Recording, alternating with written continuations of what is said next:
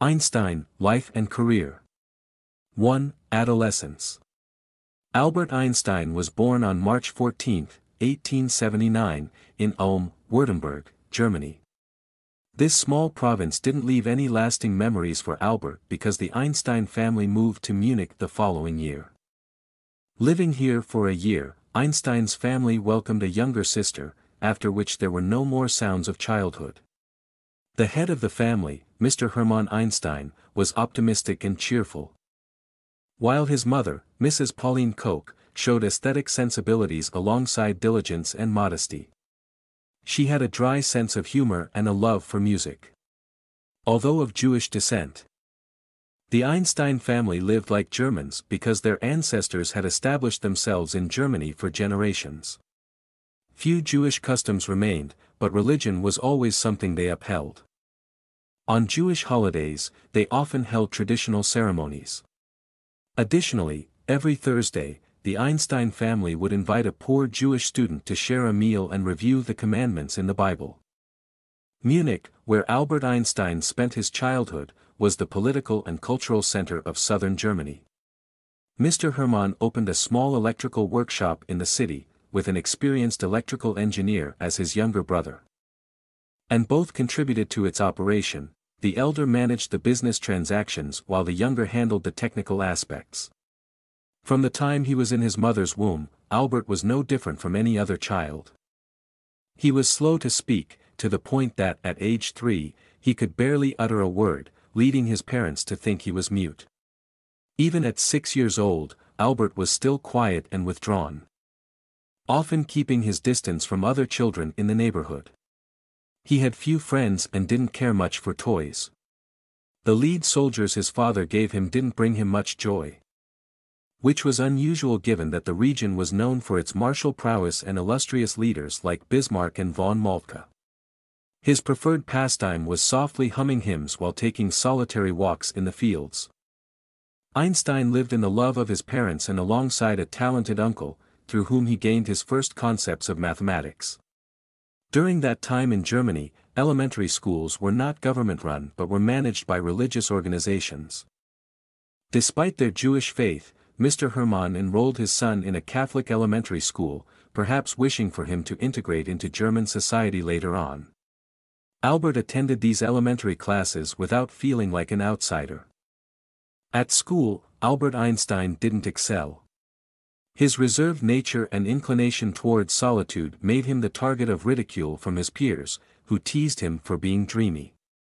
At the age of 10, Albert Einstein left elementary school to attend gymnasium, the German high school. Education for German adolescents aged 10 to 18 was determined by gymnasium, which decided whether they could go to university or pursue technical fields. At this level, students had to study a lot of Latin and Greek. School discipline was strict, and professors were often authoritarian and distant from their students. Living under such constraints, Albert Einstein felt uncomfortable. He once said, "At elementary school, the teachers were like sergeants to me, while at high school, the professors were like lieutenants." This comparison brought to mind the army of Kaiser Wilhelm II. With sergeants being uncouth and brutal while officers preferred authority, appearing secretive and important. From a young age, Albert Einstein had a passion for learning about physics. He remembered when he was 5, his father gave him a compass. The needle always pointed in one direction, which intrigued the young boy. As he grew older, Einstein enjoyed reading various science books. A Jewish student who came for meals on Thursdays recommended Aaron Bernstein's Popular Science series to Einstein. Thanks to this series, Einstein gained knowledge about living organisms, plants, the universe, weather, earthquakes, volcanoes, and many other natural phenomena. In mathematics, it wasn't the school that provided him with his first concepts but his family and his paternal uncle who taught him more clearly than the professors at gymnasium. While the school used classical, rigid, and often incomprehensible methods, his uncle made problem-solving enjoyable and straightforward by using simple examples and innovative ideas. At the age of 12, Albert Einstein received a book on geometry as a gift. He pondered over this book and was fascinated by its clarity and specific examples. This book taught him how to reason and present the order of a mathematical problem. Thus, he surpassed his peers in mathematics. His parents had him learn the violin when he was 6, and as he grew older, Einstein developed a love for music and appreciated the brilliance and lightness in Mozart's compositions. At 14, Albert Einstein attended musical performances and realized he was lacking in violin technique. Life in Germany became increasingly difficult. In 1894, Mr. Hermann had to sell his shop and move to Milan, Italy, to open a similar workshop.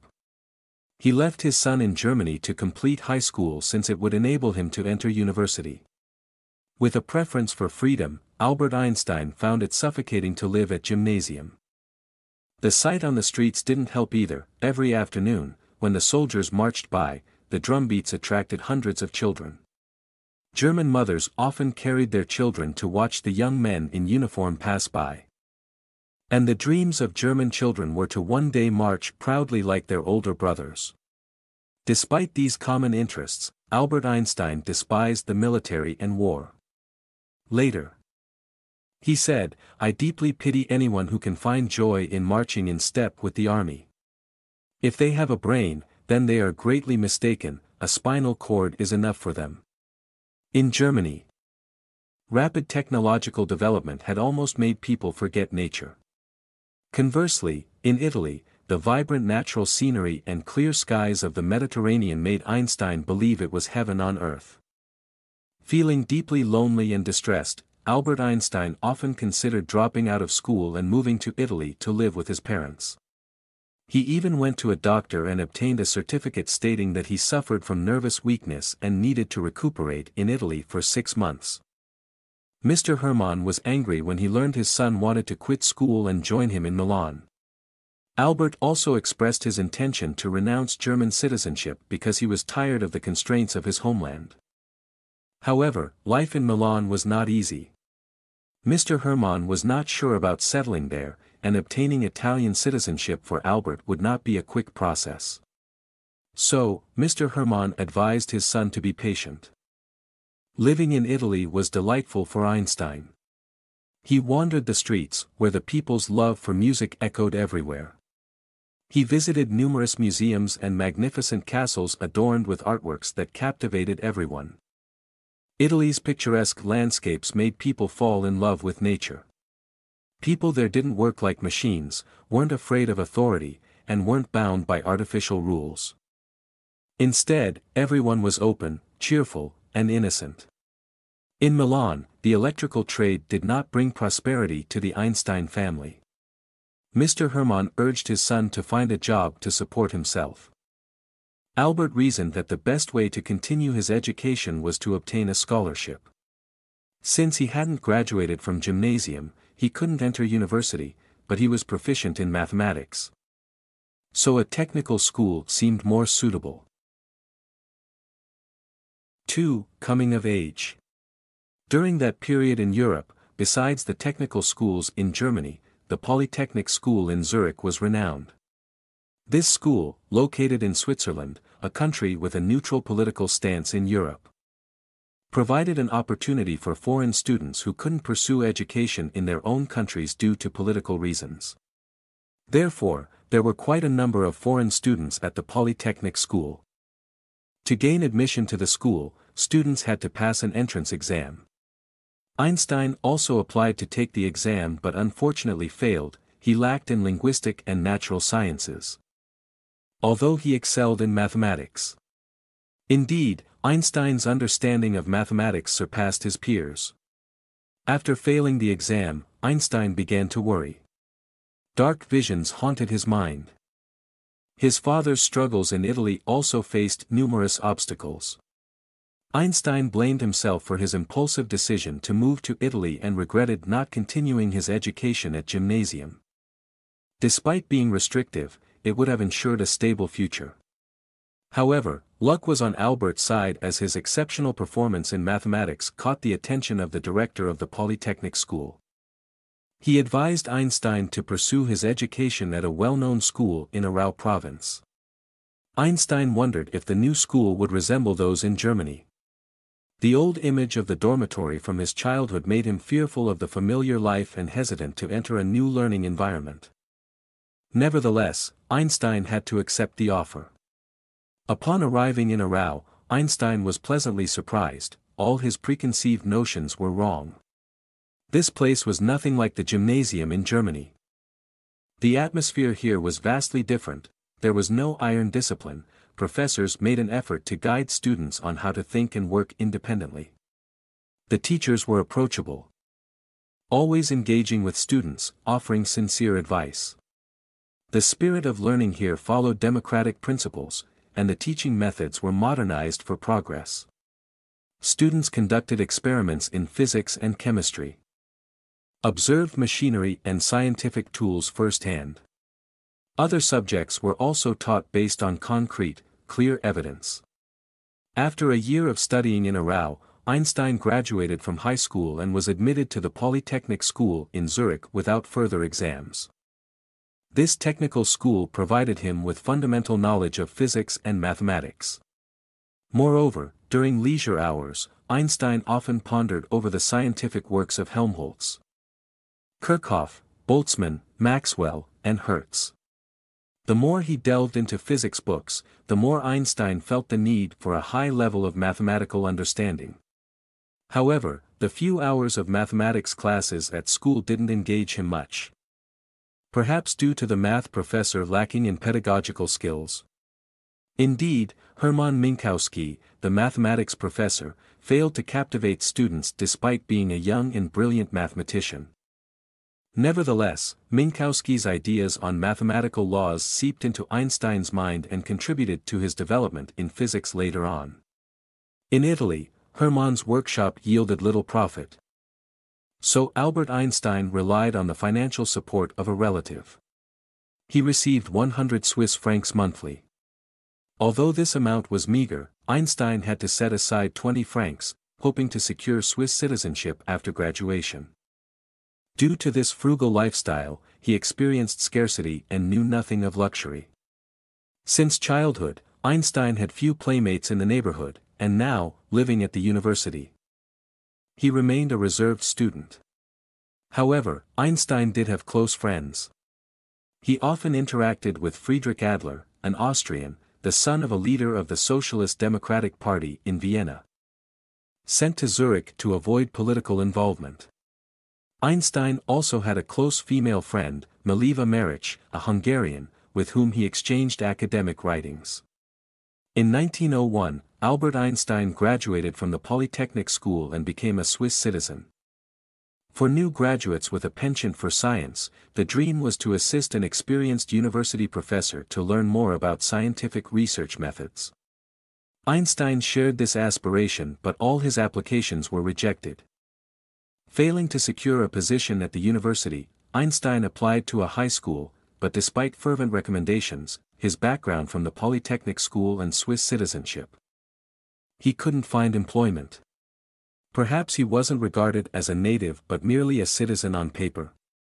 After much waiting, a friend introduced Einstein to Mr. Haller, the director of the patent office in Bern. The office needed someone knowledgeable in scientific inventions, though Einstein had no experience in engineering. However, after a trial period, Einstein was accepted.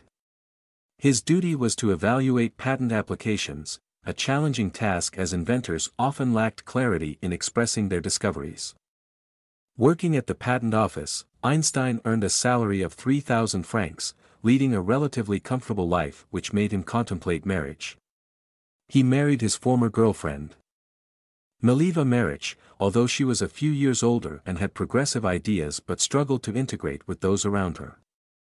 Therefore, the Einstein family wasn't very happy. Later on, they had 2 sons, the eldest named Albert after his father. Einstein found happiness in his 2 lively sons. 3. The period of scientific inquiry. After living in Bern for several months, Albert Einstein noticed that the tasks at the patent office were becoming easier day by day, so he had enough time to focus on mathematical physics. Although Einstein preferred a solitary lifestyle, it didn't mean he lacked affection for those around him. His open-mindedness attracted many friends. His playful nature and wit made him always lively and vibrant.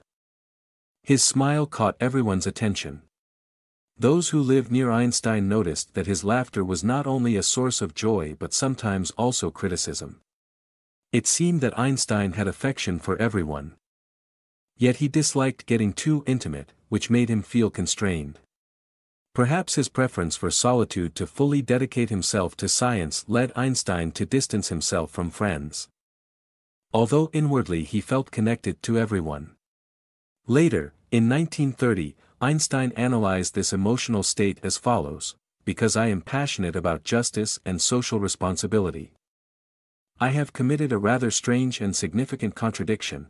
I lack direct collaboration with everyone. I am a self-willed horse seeking my own path. In Bern, apart from researching mathematics and physics, Einstein also delved into philosophy. Some philosophers helped him grasp the general principles of logical reasoning. This method allowed scholars to express direct observations into clear laws. David Hume, Ernest Mach, Henri Poincaré, and Immanuel Kant were among these philosophers. Meanwhile, Schopenhauer and Nietzsche caught Einstein's attention because they expressed thoughts sometimes unnecessary, sometimes profound with beautiful prose, evoking emotions and contemplation, much like someone with a musical ear enjoying a melodious tune. However, David Hume 1711–1776, British remained Einstein's favorite. Many knew that this British philosopher initiated the empirical method of logical reasoning, and his method of reasoning was clear and innovative. Throughout his 5 years in school, from 1901 to 1905, Einstein's intellectual endeavors bore fruit. He studied and formulated the laws governing time and space. One morning in June 1905, the editor of the journal Annalen der Physik in Munich was approached by a young man with disheveled hair and shabby clothes. This young man handed the editor a 30-page manuscript and requested its publication in the scientific journal. Albert Einstein presented his theory of relativity in the physics journal Annalen der Physik. He addressed the relationship between energy and mass with the most famous equation in science, E equals mc squared. In general terms, this equation means that the energy of matter is equal to mass multiplied by the square of the speed of light. According to this theory, if one knows a technical method, then with a pound of wood, or a pound of stones, or a pound of lard, one can extract an energy equivalent to 25 trillion kilowatt-hours of electricity. Meaning the electricity produced at that time by all power plants in the United States running continuously for a month without stopping. After Albert Einstein's research paper became popular in Europe, Henri Poincaré in France, Hendrik Lorentz in the Netherlands, Max Planck in Germany, and all the great minds of that time were astonished and wrote to inquire, who wrote that paper? Is it a university professor? The journal replied, a young Jewish man. German national, 26 years old, working at the patent office in Bern. Einstein's research paper made many people curious and skeptical. At that time, few measured the immense importance of Einstein's theory. But nonetheless, it revolutionized human perception of the universe. Henri Poincaré wrote about Albert Einstein as follows: Mr. Einstein is one of the extraordinary scientific minds I have ever seen. Faced with a physical calculation, Mr. Einstein was not satisfied with the classical principles readily available but studied all possible cases. It was indeed strange that such a valuable research work was disseminated by a clerk from the patent office. People hastily invited him to teach at the University of Zurich. Everyone knew that at universities, before becoming a full professor, one had to go through the period of being a lecturer. Einstein accepted this position on the advice of Professor Kleiner. The position of Professor of Theoretical Physics at the University of Zurich was vacant due to political issues. The university's board of trustees invited Friedrich Adler, a lecturer, to take charge, but Adler refused, saying, "If someone like Einstein can come to our university, then calling me is absurd. I admit that my knowledge does not compare to Einstein's. We should not let political issues prevent us from inviting someone who can raise the academic level of the university. So in 1909, Einstein was appointed as a special professor at the University of Zurich. Although stepping into a higher position in society, Einstein always remained calm and humble. This new life was financially better than before, but his wife still had to accommodate students to earn extra money. Facing such financial constraints, Einstein once joked, "In my theory of relativity, I have placed many clocks all over the universe, but in reality, I find it impossible to afford even one to place in my own room." Living in Zurich was peaceful, both Mr. and Mrs. Einstein reminisced about their student days and considered this place their small homeland, cherished and beloved. In 1910, the German University of Prague in Czechoslovakia lacked a professor of theoretical physics. This was the oldest university in Central Europe. In the late 19th century, German and Czech professors taught together, but then political disputes led the authorities to decide that from 1888, this university would be split into two, one German university and one Czech university. This division caused professors and students of the two universities to have no communication and even resentment toward each other. According to principles, universities propose professors to fill empty seats, but the Minister of Education appoints those to be hired. However, at that time, the selection authority belonged to the physicist Anton Lampe, who had contributed to educational reforms. There were two candidates, Gustav Jaumann, a professor at the Brno Technical Institute, and Albert Einstein, the second candidate. According to the rules, the order of selection should be based on their scientific research efforts, and because Einstein's theory was widely known, he was ranked higher than Jaumann. However, in the end, the Minister of Education appointed Jaumann, as he did not want to appoint a foreigner. Jaumann declined the position. The position went to Einstein. Leaving Zurich to go to a strange place was something the Einstein family did not want. But Einstein hesitated but ultimately accepted. Living in Prague, Einstein often met Ernest Mach, the rector of the university and also a renowned philosopher.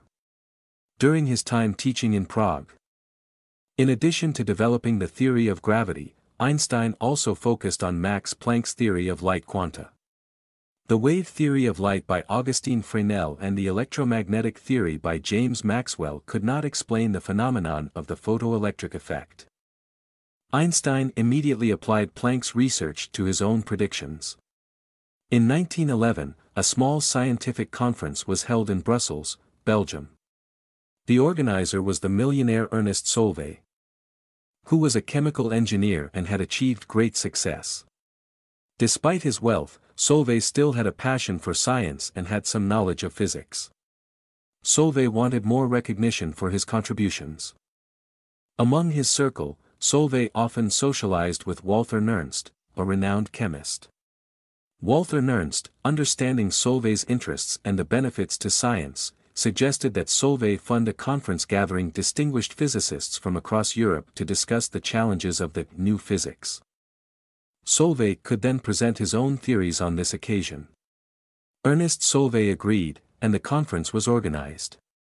Sir Ernest Rutherford represented the United Kingdom, Henri Poincaré and Paul Langevin represented France. Max Planck and Walther Nernst represented Germany, H. A. Lorentz was the delegate from the Netherlands, Poland was represented by Marie Curie who was then working in Paris, and Albert Einstein represented Austria along with Franz Hasenöhrl. The conference was named after Solvay and was conducted in an intimate setting. No one criticized Solvay's theories, instead, everyone avoided doing so out of gratitude and respect for the host. Additionally, during the debates, everyone was amazed by Einstein's novel ideas. After the conference, Solvay recognized the true value of the meeting, so he often organized other meetings where Einstein played a central role. In 1912, after a period of living in Prague, Einstein was offered a position as a professor of theoretical physics at the Swiss Federal Institute of Technology ETH in Zurich. This institution, under Swiss jurisdiction, was prestigious, and Einstein's memories of his youth made him want to return to this place. Furthermore, Einstein's wife, Mileva, felt uncomfortable living in Prague and desired to return to Zurich, her homeland. Therefore, Einstein and his family left Prague. Einstein's departure from Prague stirred many people. Everyone wanted to retain the reputation of the scholar for their locality. Some newspapers claimed that Einstein's friends mistreated him and forced him to leave. Others speculated that due to his Jewish heritage, the authorities were not treating him kindly, leading Einstein to leave Prague. However, these accounts were contrary to the truth. In Prague, Einstein felt comfortable, and the locals' openness made him fond of them. By the end of 1912, Albert Einstein became a full professor at ETH Zurich, bringing prestige to the university. Einstein worked tirelessly. New mathematical theories by Italian mathematicians Tullio Levi-Civita and Gregorio Ricci-Curbastro caught Einstein's attention. He, along with his old friend Marcel Grossmann, explored these new mathematical methods that could be used for the theory of gravity. In 1913, a conference of German physicists was held in Vienna. Einstein was invited to present his theory of gravity. During this presentation, everyone was astonished by Einstein's fresh and unconventional ideas. People anticipated a comprehensive and revolutionary theory from him. Berlin, the capital of Germany, was gradually becoming the political and economic center of Europe. Furthermore, Germans wanted this city to be a hub for science and art. To develop science, research institutes and eminent scholars were needed. In the United States, apart from universities, research institutes were supported by capitalists such as Rockefeller, Carnegie, and Guggenheim. Emperor Wilhelm II also wanted similar scientific institutions in his country.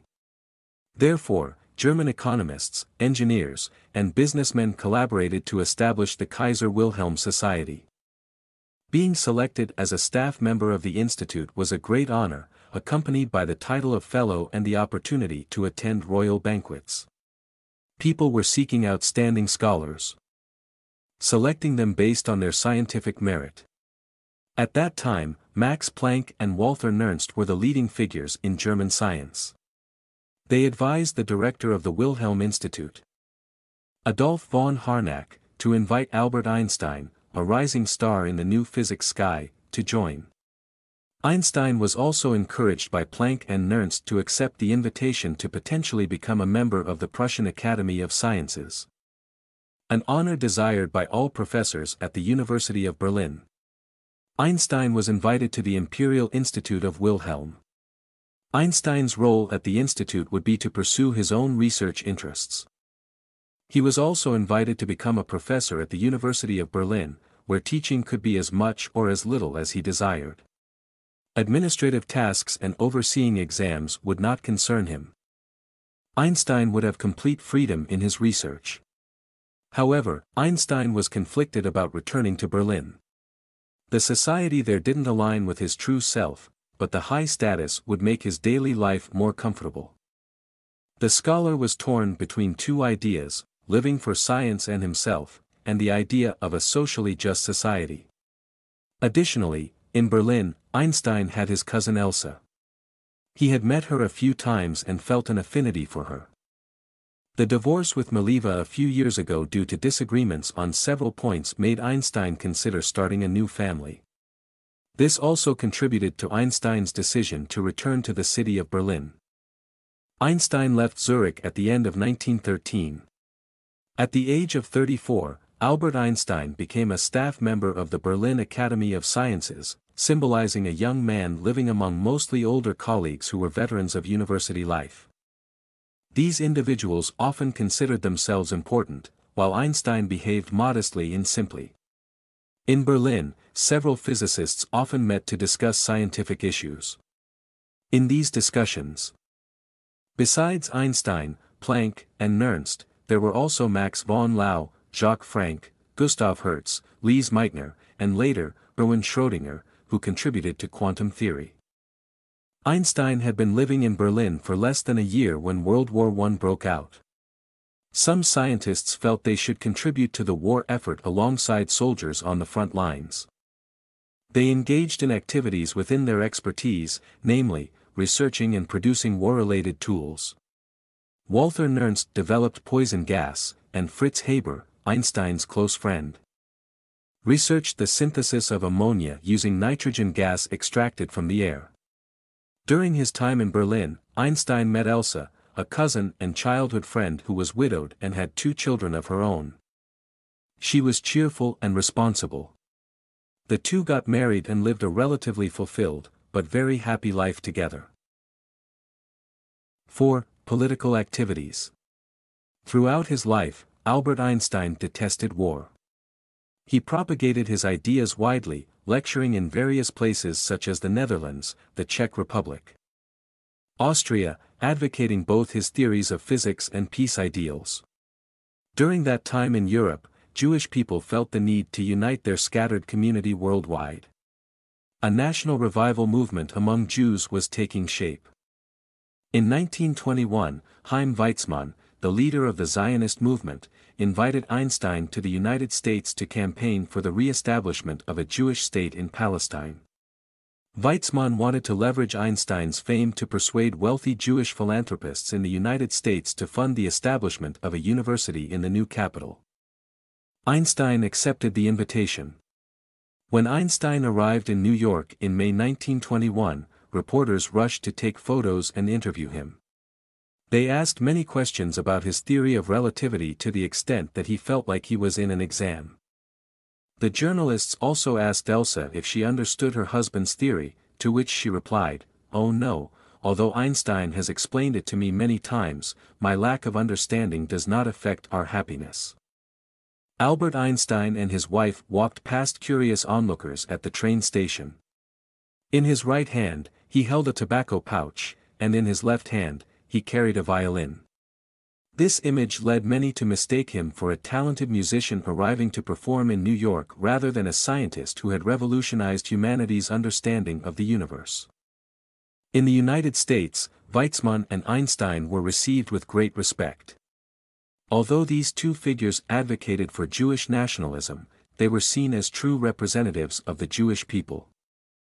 Einstein delivered speeches in German as he was not fluent in English at the time. On May 9 of that year, Einstein was awarded an honorary doctorate from Princeton University. And the president praised him in German as a Christopher Columbus of science, who has crossed the oceans of new and strange thoughts. After leaving the United States, Einstein went to England and then returned to Berlin in July 1921. Albert Einstein's journey helped improve cooperation among scholars in America, England, and Germany. Consequently, some French scholars suggested inviting Einstein to Paris, although the enmity between France and Germany was still fresh in people's minds. Among the proponents of this idea were Paul Painlevé and Paul Langevin, both mathematicians. Langevin proposed using part of the profits from the Collège de France to invite Einstein to France. Painlevé enthusiastically agreed, while many French scholars opposed the idea openly. In Germany, similar groups also wanted to compel Einstein to decline the invitation. However, at that time, neither of these groups in France nor Germany was powerful enough to prevent the journey. Einstein accepted the invitation to France. Langevin and Charles Nordman, an astronomer, went to Jeumont near the Belgian border to welcome Einstein. At that time, a group of French nationalists planned a protest at the train station. Langevin learned of this from the police and decided to have the train carrying Einstein stop at a small station without anyone waiting. They then used an electric car to take Einstein to a hotel, unaware that meanwhile, Langevin's son and other students were eagerly awaiting the admired scientist at the main station. Albert Einstein arrived in Paris on March 22, 1922. On March 31, he delivered a lecture at the Collège de France. Only those who loved science and had no intention of protesting received invitations. On that day, Painlevé arrived first and personally supervised the security. The auditorium, where philosophers Ernest Renan and Henri Bergson had once lectured, was packed with audiences. Present were Marie Curie, Henri Bergson, and many other prominent figures. Einstein used French to deliver his speech. His slow-paced voice, sometimes stumbling over the pronunciation of German, made the lecture even more charming and mysterious. Einstein's presence in Paris divided the French Academy of Sciences into opposing factions, while in Germany, some scholars were also displeased. However, Einstein only thought of the common interests of science and the harmony between nations worldwide. After returning from France, Einstein traveled to Shanghai on November 15, 1922, then to Japan, staying there until February of the following year before returning to Palestine and then traveling to Spain. As Einstein was about to arrive in Asia, on November 10, 1922, the Swedish Royal Academy of Sciences decided to award him the Nobel Prize in Physics. Although Albert Einstein's theory of relativity was well known, there was still ongoing debate at the time, with some doubting whether the theory was a scientific breakthrough.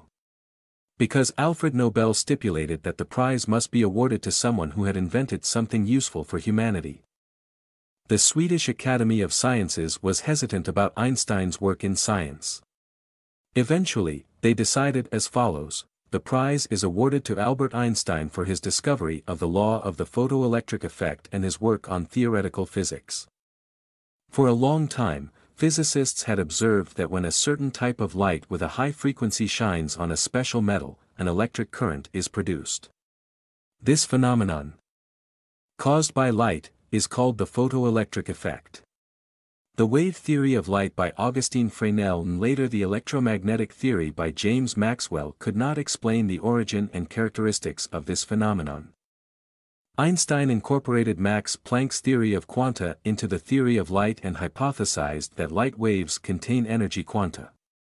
Thanks to this hypothesis, he discovered the law of the photoelectric effect, which allowed scientists to understand radiation phenomena better. In July 1923, Albert Einstein traveled to Sweden to receive the award and delivered a lecture to a large audience in Gothenburg. The King of Sweden also attended. In 1925, Albert Einstein lectured in South America, and in the following years, he lived in Berlin. From March 1929, the Einstein family began to feel uncomfortable. Einstein was under constant scrutiny from the public and the media, so he decided to move to a house outside the city. Finding the house empty, the German newspapers speculated that he had gone to the Netherlands and then to the United States. Living in the countryside, Einstein felt comfortable. He had two hobbies, sailing and playing the violin. Everyone knew that sailing required a thorough understanding of mechanics and physics. Skillfully using the wind to steer the boat in the right direction was the mark of a good sailor. Einstein possessed these qualities. He often took provisions on the boat and returned near dusk. Albert Einstein loved music. Music was both entertainment and solace for him and also a necessity. He had a keen ear for music and particularly enjoyed Mozart's compositions, although he did not have the extraordinary hands of virtuoso musicians, which were usually long, thick, with slender fingers. He played the violin clearly, accurately, and without missing a beat. Among musical instruments, Einstein preferred the violin. Many admirers sent him custom-made instruments, but Einstein preferred an ordinary violin from Japan, which seemed to yield better results for him. It was fortunate for Einstein to meet his second wife, Elsa. In Berlin, Einstein had a separate room for work. No one was allowed in, not even his wife. In this room, he researched and discussed with friends without any disturbance. Einstein preferred freedom, despite the clutter and disorder in the workspace. These traits constantly regretted Elsa. Elsa took care of her husband in a rare way. She only allowed him to smoke one cigarette a day. Officially, he adhered to this rule, but there was a box of cigarettes in his room filled by his friends. Einstein did not drink alcohol and avoided staying up late, fearing it would hinder his work the next day. Nature had blessed Einstein with a sense of humor. He never forgot to be witty, even in risky situations. When someone complained to Einstein that his theory of relativity was too difficult to understand, Einstein replied, "What's difficult to understand? For example, when we sit with a lover, an hour feels like a minute, but if we sit on a hot stove, a minute feels like an hour. One day, someone asked Einstein, "Are you sure your theory is correct?" Einstein replied, "I am sure it is correct, but people will only have specific evidence in 1981, by which time I will be dead. At that time, if my theory is correct, people in Germany will say I'm German, while the French will say I'm Jewish. If my theory is wrong, the Germans will call me Jewish, and the French will call me German." Einstein had a robust physique, although he suffered from stomach pain and heart weakness. His head was unusual, most of his brain was located at the front, and he almost had no occiput. Perhaps only this asymmetric head could conceive extraordinary scientific ideas. In the winter of 1930, Albert Einstein was invited to Pasadena, California, USA, to lecture at the California Institute of Technology (CIT). During this time, Einstein met the scholar Robert Andrews Millikan, who had made California a renowned center for scientific research. The following winter, Einstein returned to Pasadena and went back to Berlin in the spring of 1932. During the turbulent times of the Weimar Republic. In March 1932, Hindenburg defeated Hitler in the elections and became the president of Germany. At the end of 1932, Einstein went back to Pasadena, USA, and in January 1933, while he was in California, he heard that Hindenburg had appointed Hitler as chancellor. Hitler advocated extreme nationalism and harbored intense hatred towards the Jewish people. So Einstein was torn before returning to Germany. Einstein returned to Europe in early 1933 and stayed in Ostend, Belgium. In Germany, people had started to discriminate against Jewish people. Einstein didn't know whether to resign from the Prussian Academy of Sciences or wait to be expelled. Eventually, he resigned to spare Max Planck the agony of expelling a deserving member from the Academy under the Nazi regime's orders.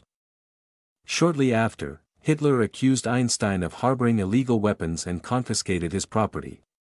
Moreover, the Nazi Party put a bounty on Einstein's head for 20,000 marks. Einstein decided not to return to Berlin and sought a new refuge. Many European universities sent invitations for him to teach, but Einstein wanted to leave Europe. In the summer of 1933, the United States sent an invitation to Albert Einstein. 5. Life in the United States. Several years ago, around 1930, Mr. Louis Bamberger and Mrs. Felix Food, upon the advice of Mr. Abraham Flexner, invested $5 million to establish a research and educational institute. As a result, the Institute for Advanced Study was founded in the city of Princeton, New Jersey. Flexner traveled throughout the Americas and Europe to recruit staff for the institute. Flexner met the physicist R. A. Millikan, who recommended Albert Einstein. Einstein received the invitation and accepted because circumstances at that time did not allow him to return to Germany. Since 1938, Otto Hahn and F. Strussmann in Berlin, Irene Curie and Savage in Paris, Lise Meitner and O. Frisch in Copenhagen conducted numerous experiments demonstrating that when atomic nuclei of uranium are bombarded, significant energy is released. Then Enrico Fermi succeeded in breaking the atomic nucleus. World War II erupted. Many scientists in the Americas were concerned about Germany's advancements and the atomic potential. They alerted U.S. military authorities and advocated for similar atomic research projects. However, their efforts yielded no results. Thus, they had to rely on the reputation of Albert Einstein. On August 2, 1939, Einstein wrote a letter to President Franklin Roosevelt stating, "Recently, I have read drafts of E. Fermi in L. Szilard's research papers. These works have convinced me that uranium could become a very important new source of energy in the near future. This energy source could be used to create an extremely powerful bomb. I have enough evidence to affirm that Nazi Germany is also pursuing this project. The United States must surpass them in this aspect. Otherwise civilization will be destroyed." Upon receiving Einstein's letter, President Franklin D. Roosevelt focused on initiating an atomic energy research program, marking the beginning of one of the most intense arms races in history. The Manhattan Project, the codename for the atomic bomb development project, was established. In 1941, Albert Einstein became a U.S. citizen along with his secretary, Helene Dukas, and his stepdaughter Margot. Dukas was Einstein's secretary, intelligent, orderly, and determined. After Elsa's death in 1936, Dukas became introverted and took over household responsibilities. In Princeton, New Jersey, Einstein also had a sister, Maya, who moved in with him in 1939. Albert Einstein's life in the United States was peaceful. Every morning, he wore a black leather suit. And in cold weather, he wore a black knitted hat like that of a sailor. With this casual attire, he walked about 2 miles to work. The people of Princeton often saw him walking in the Institute's garden at 4 in the misty morning, hands clasped behind his back. Solitude was essential for him, but he did not live as a recluse. Every day, he received hundreds of letters. For correctly written letters, he replied, reflecting his modesty. Once, a boy couldn't solve a problem at school and asked the scientist to explain. Einstein happily obliged. Another time, a young mathematician sent him a very good problem, solved correctly but with 2 mistakes. Einstein, aware of intellectual arrogance, replied to the young mathematician and informed him of the 2 errors but did not specify where they occurred in the problem. Like many other scientists, Albert Einstein not only found a refuge in the United States but also found a workplace and a platform for lectures. In his quiet working room, he sat for hours, writing very small letters or mathematical symbols. Pencils and pieces of paper are the tools for constructing his scientific work. He used his mind as a laboratory. When meeting Einstein for the first time, everyone noticed that beyond the tangled hair and bushy mustache, his eyes seemed dreamy but contained much sparkle, curiosity, and patience. Albert Einstein was a disciple of individual freedom. Although he believed that faith could not be shaken by the Almighty, Einstein, like many other scientists, was an atheist. Innately generous, but he never joined any social organization.